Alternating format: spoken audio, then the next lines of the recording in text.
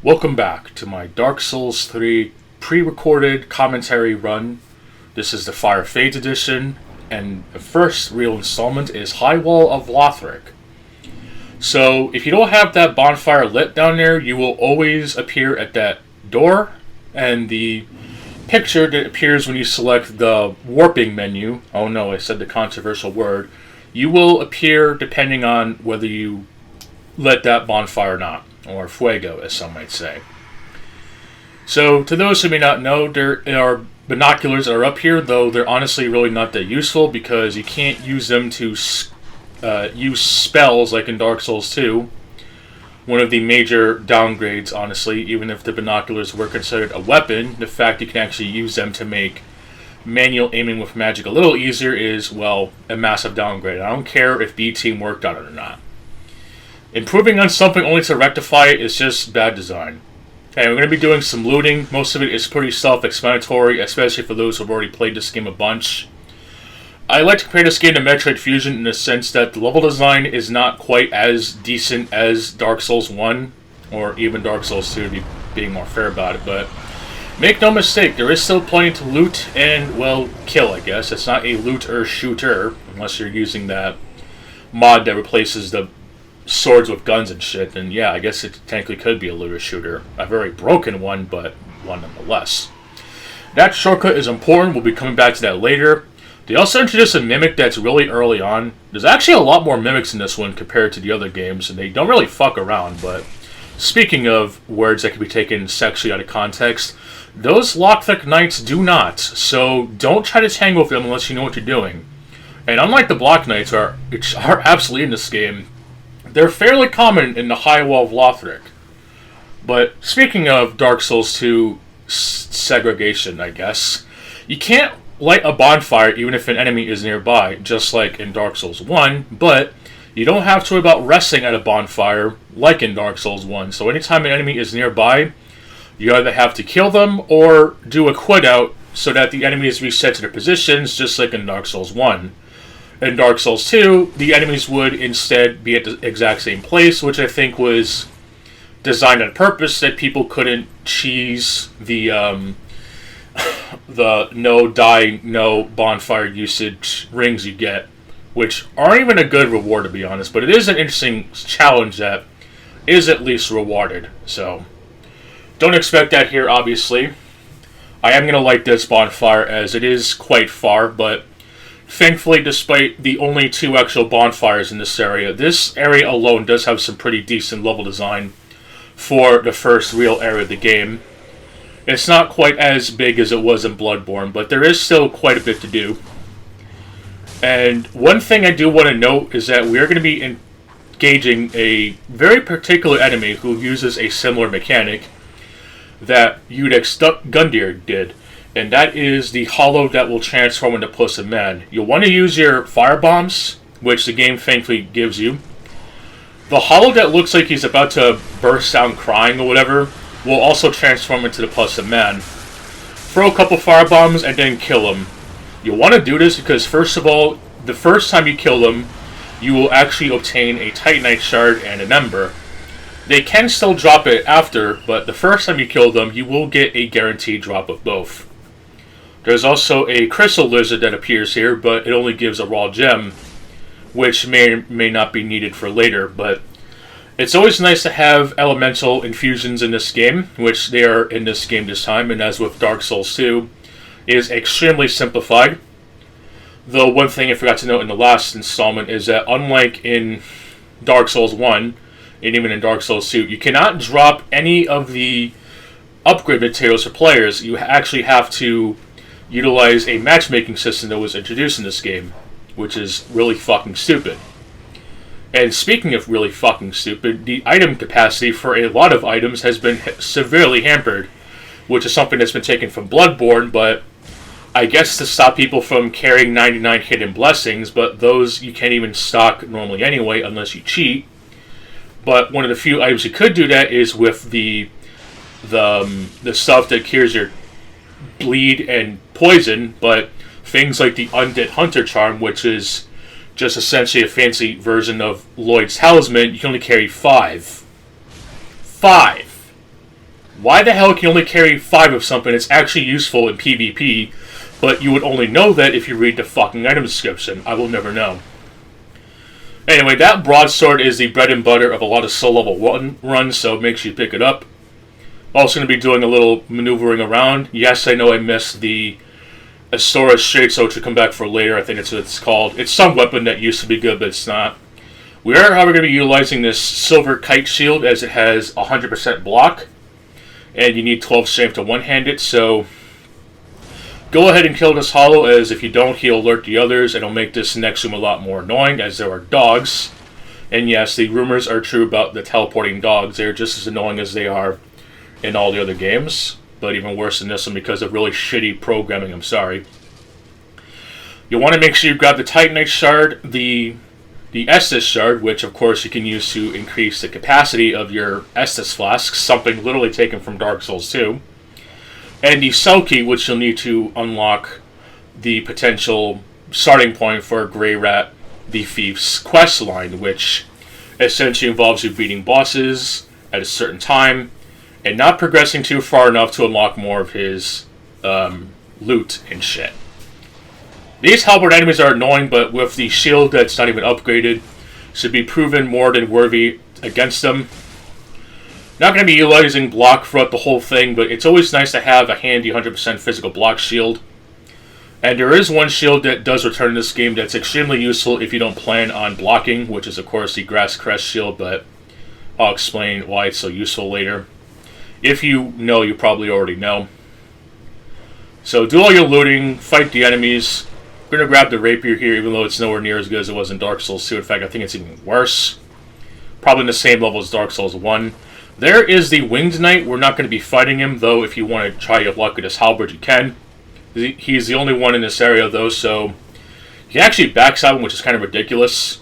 A lot of enemies in this game you can literally backstab for no reason at all.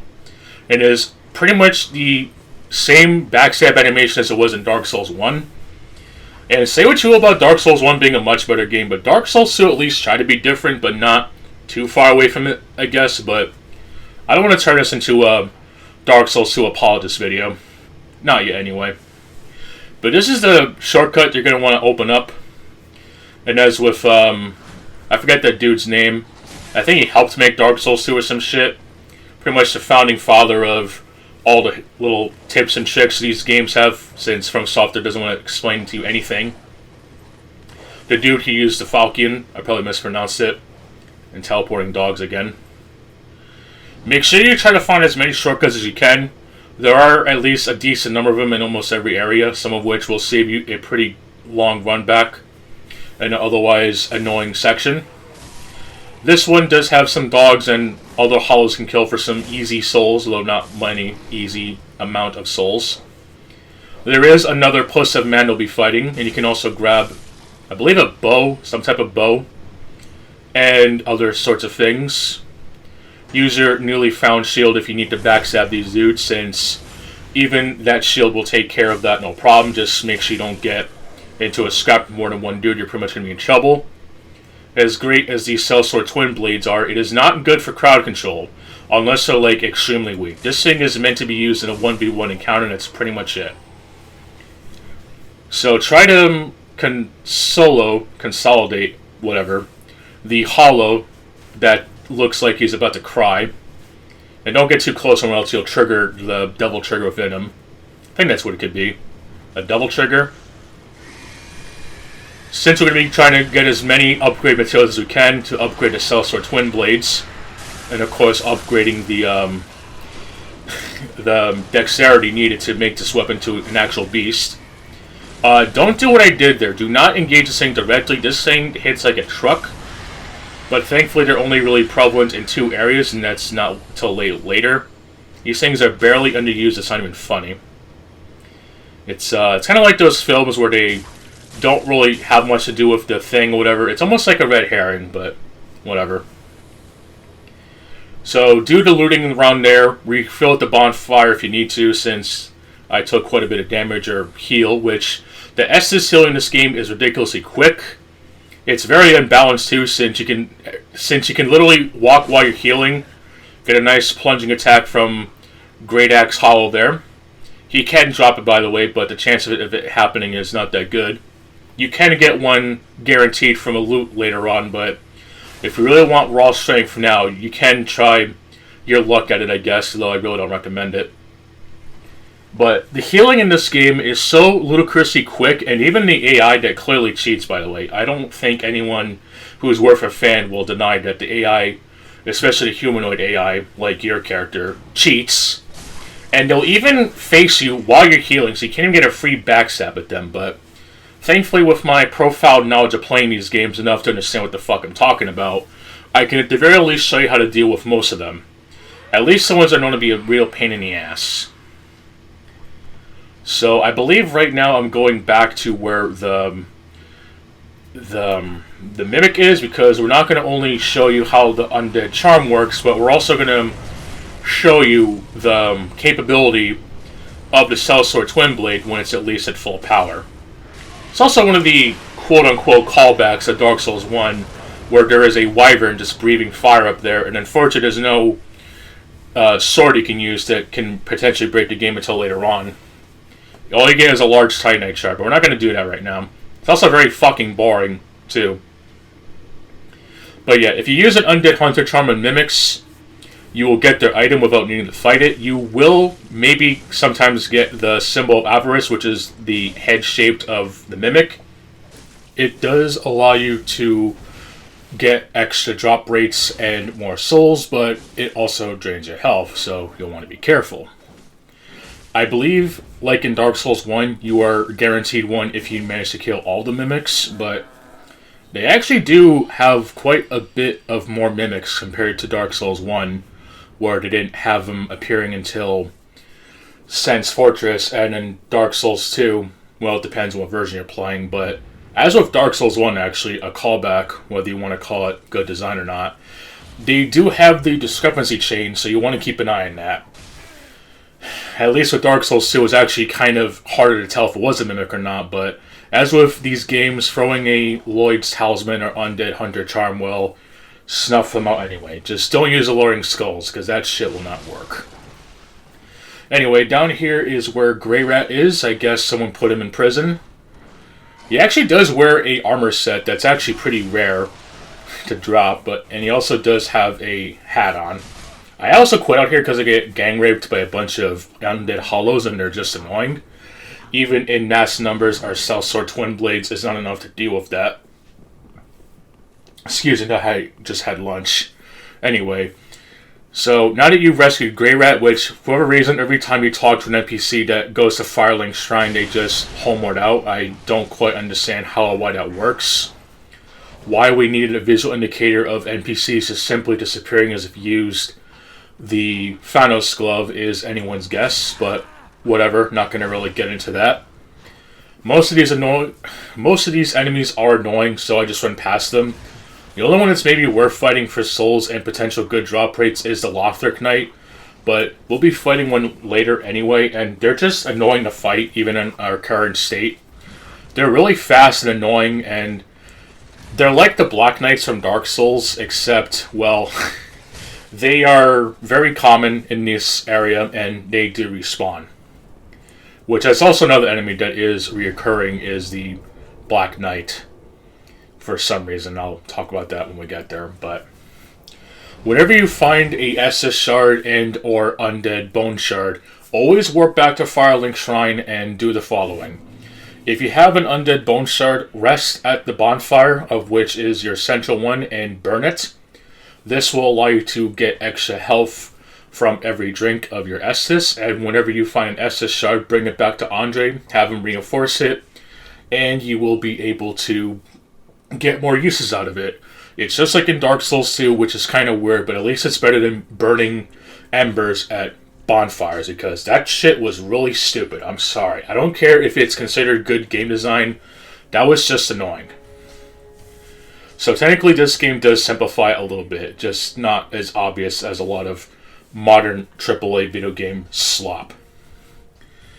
Another thing that does kind of make this game show its Down syndrome-ness is that you can actually sell items at the shopkeep, and the souls are actually accurate this time, unlike in Dark Souls 1, which Frampt, I think his name is, in Dark Souls 1, some items that were considered consumable, he would have them more valued than their worth, but I guess for lore reasons, having him consume Smo's soul would only give you one soul. I don't know why. It's really stupid. Finally, after 2 games, I guess technically Dark Souls 2 had that as well, but you had to go to a separate area for that.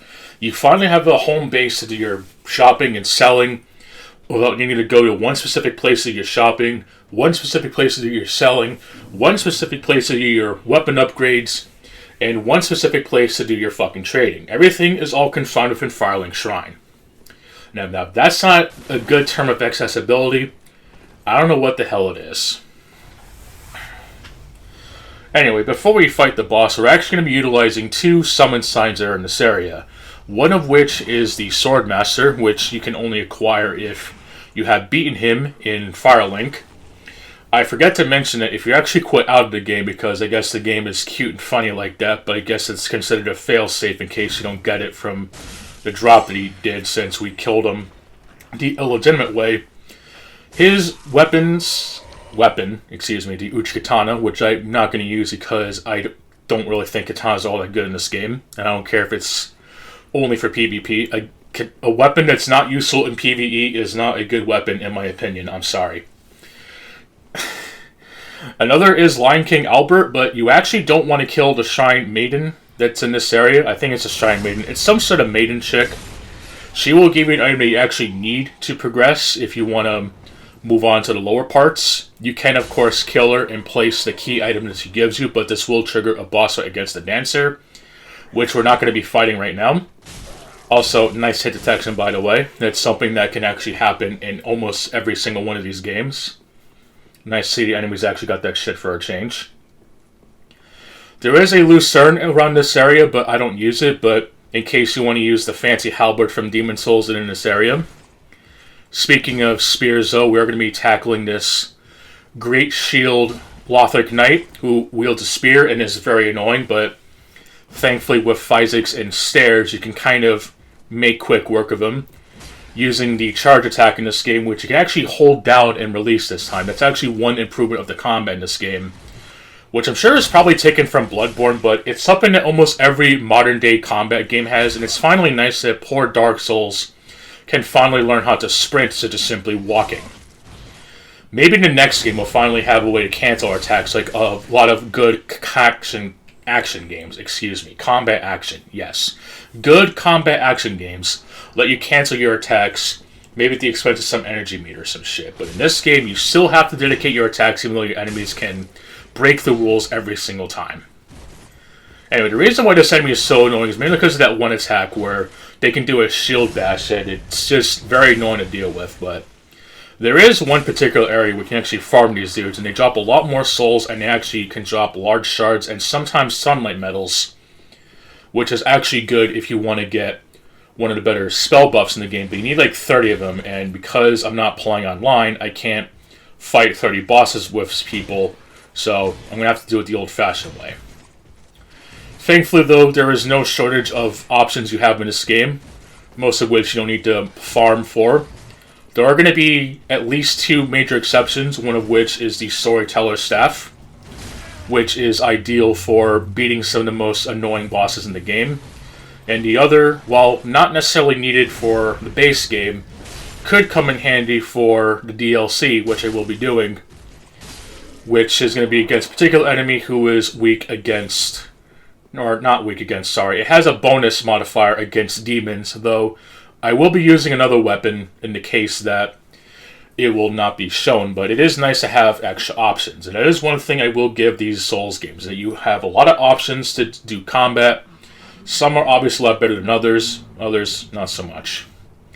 Anyway, if you want to fight the Dancer, you can go ahead and kill her, but since we're going to be utilizing the summons, you don't want to kill her yet. But you still want to talk to her to get the banner, which is the key item you need to go down to the Undead Settlement. And then the Way of Blue, which is a Covenant item, which for offline play serves absolutely no use, and you should just, well, never equip it because it is of literally no use. So the Sword Dancer Summon can be found right near the boss gate. You actually can summon him for the Dancer, which is always good, but if you do kill the maiden chick, you will not be able to summon Lion King Albert at all. The same is also true if you encounter Dancer normally, which happens after killing 2 specific bosses in near the end of the mid-game, but there is a reason to be summoning the both of them, not just because I want to show off how ridiculously cheesy it is to fight this blue Lothric Knight, who was actually a lot more dangerous than the rest. And if you want to try and get some good old backstabs, you have to walk up real slowly and hit the attack button right as you approach him. You can do some damage.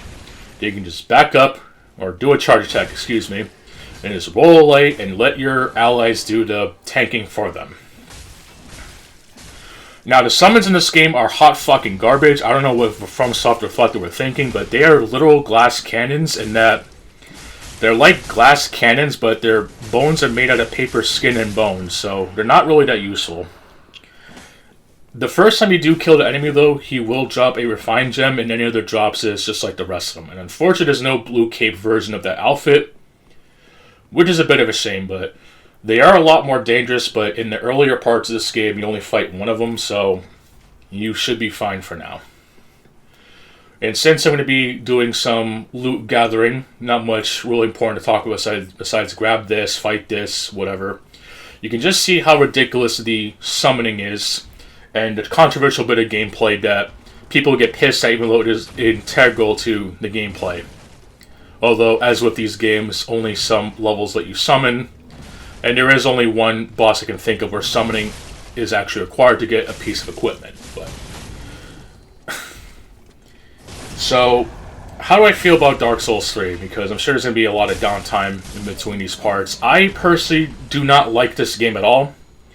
I really hate how the game ups the speed as if it was Bloodborne. Like I said, it wants to try and still be honest about its combat encounters, but it wants to do everything in its power to just be cheap and annoying about it, and I just find that very disrespectful, especially since Demon Souls and Dark Souls, to a point, have at the least founded the one-on-one encounters, chess-like matchups against certain enemies, and then ever since the DLC of Dark Souls 1 specifically just kind of started ruining that shit, and almost every other instance after just turned into Gang Squad City, and yet they want to stick to this true tradition, which is why I call From Software the most stubborn of the AAA market, where they might make decent games, but my god, are their business design choices, well, stubborn to say the least. They might know what's best, but they sure as shit won't fix it despite massive fan demand. Like, Call of Duty people to deal with the TL5 Brecci never being fixed in Black Ops 3, or one of the shotguns in that game. I forget which one it was specifically. The From Software fandom has to deal with the fact that there are just things in these games that will never be fixed because it is working as intended, as Daddy Dom Miyazaki wants.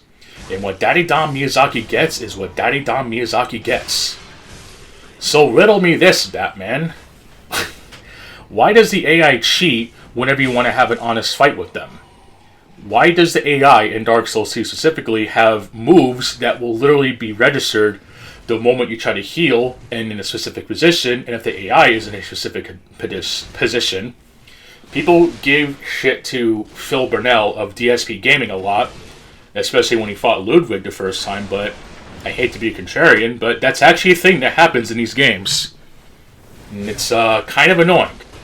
So I don't care how polished these games are, I would just like the game to, besides being tough but fair, to actually maybe be a little consistent in its game design. And unfortunately, you just don't get that, which I think is disappointing because these games are consistent, but not the way that I'd hope. Anyway, speaking of consistent, we're going to see a massive fail on the summoner's part, in which, no, don't worry, I won't be doing this throughout the entire game. I just wanted to mainly show off just how absurd Lion King Albert is, but you still want to try to find AI summons and then use them for your exploration goodness so you can get the goods out of them, and then just look at this shit. Just gets mauled by dogs. It's like the opening of Resident Evil 1 all over again, except it's the censored version. And there's never been one version that's completely clean ever since, well, maybe the PC port. that's about it. So, one thing to keep in mind, regardless though of that horrible display, if you have any summons or invaders, you cannot quit your game at all. So, if you have invaders, you want to make sure that you head to the boss fog door, or simply just die if you're willing to lose souls you can quickly reclaim, or use the Banishing Crystal, which you could probably mod to look like the Thanos Gauntlet and just make some funny memes out of it, and use that to send your summons home so you can safely quit out of the game. Next installment will be taking on Vort. And yes, I will be separating the bosses separately so I can show you the optimal run back for these boss fights. Thank you for watching, and in the next part, we're going to take on Vort of the Boreal Valley, and not Dancer of the Boreal Valley.